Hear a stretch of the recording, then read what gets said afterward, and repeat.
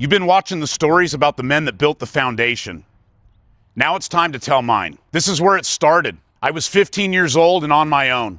No map, no safety net. Nobody was coming. If you want to know where all this started, this is the on-ramp.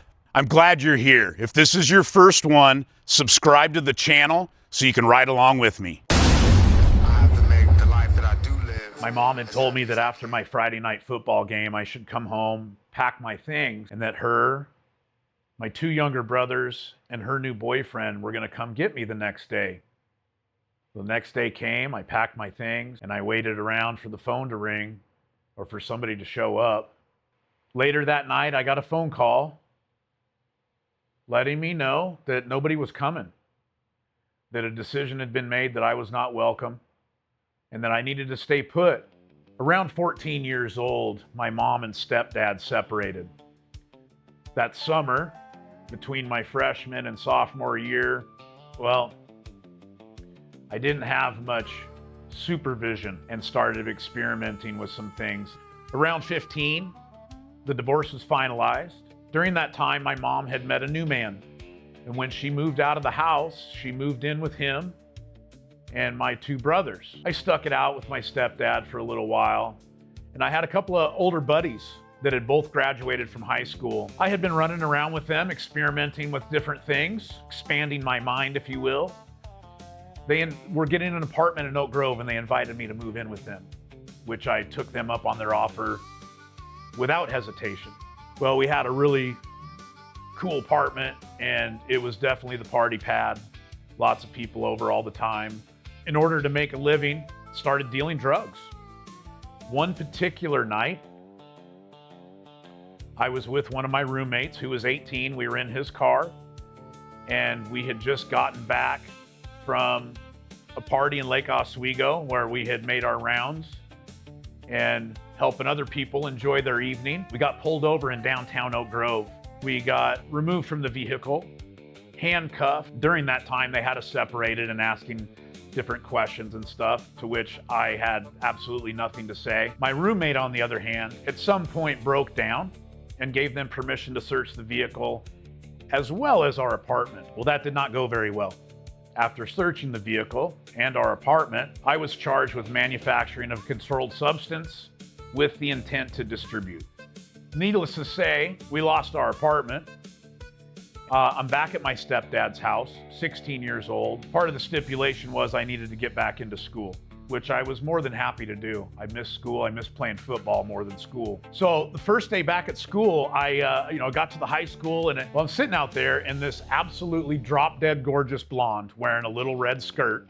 I don't know what else she was wearing. I remember that red skirt, though. We got to talking. I did not recognize her, and she had informed me that she was relocating from Hillsboro. Her and her dad had just moved to the neighborhood, and she was getting registered for school herself. And we saw each other here and there in the hallway. I don't know how long after the beginning of school had started, but I do remember I was standing on the track after the game.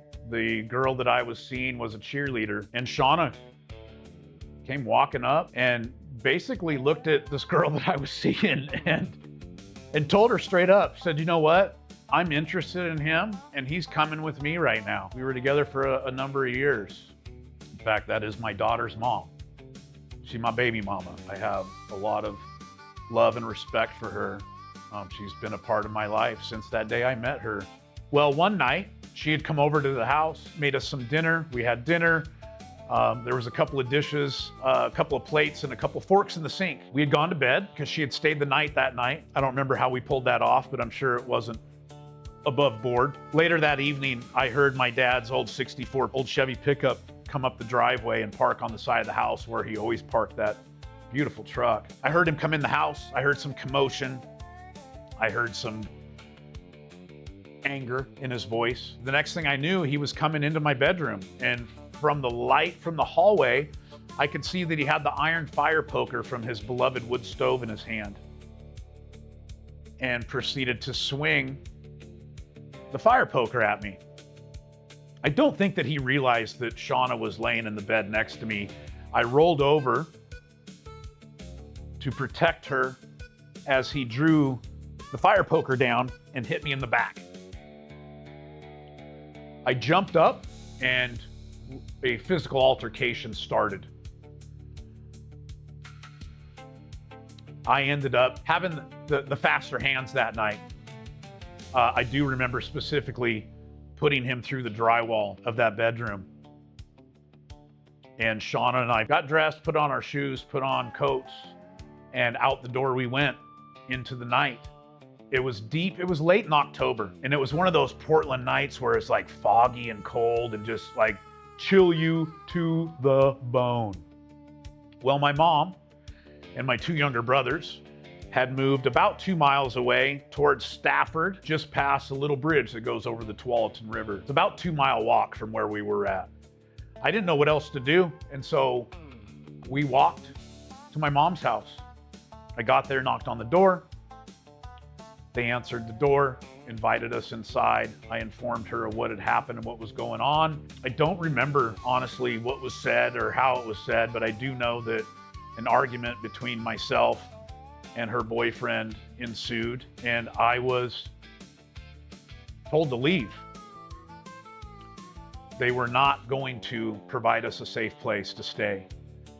And so back into the night we went, and we slept under that little bridge that night. We didn't get much sleep, but that's where we held up for the night until daylight. I have to make the life that I do live as happy as I can and try to do the best with what I have. Live the best life I can live, be as happy as I can be. I remember asking her, I said, what's going on next door? She said, oh, we got a new neighbor, young guy named Ricky. He's building a house. Super cool guy. I should introduce you. We went next door and she introduced me. In his early 20s, maybe mid 20s, long curly blonde hair. He's got it tied up in a ponytail and he had the sides shaved like living color.